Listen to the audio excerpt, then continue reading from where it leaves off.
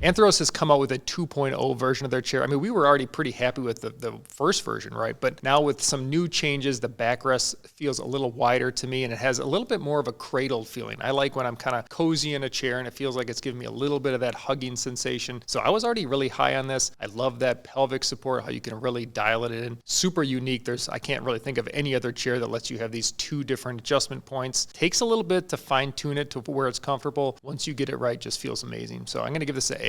Yeah, they definitely made a bunch of really specific changes to this chair.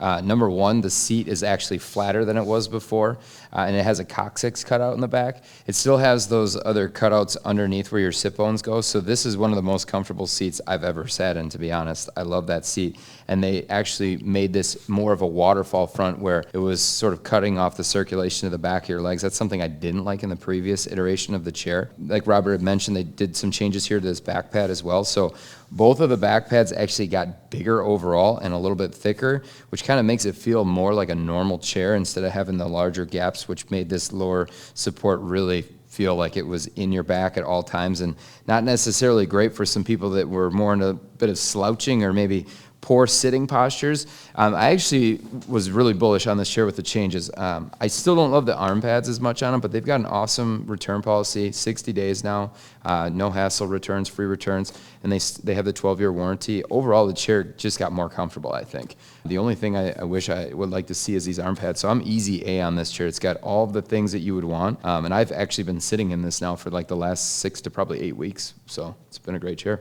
Yeah, I think Anthros did a very good job of getting to a point where now they can definitely call themselves as a strong contender against brands like Herman Miller, Steelcase, Hayworth. They have very, very good build quality. All of the components are individually made. You're not going to find these components on any other chair. They're made specifically for the Anthros chair. They're all high-end from a very reputable company. Like Greg said, you're not going to get a better return policy. I mean, Herman Miller and Steelcase are at like 14 days now. You get 4 times as long from Anthros and just as good of a warranty. So for me, the policies, the build, you're more than getting what you are paying for in terms of that. And I like the changes that they make. I think the seat is great. And it's a little warm for me. That'd be my only complaint. And I do wish that the back had a little bit of height adjustment. Sometimes I feel myself slouching in it, and I feel like I could avoid that if I could just lower it a tad. But I still think it's an amazing chair. Kind of just 2 things that I think could push it to S tier, but I'm still going to be at an A. If you want to see how we rank all of the most popular chairs, head over to BTODtv to see our full office chair tier list. Click the link in the description.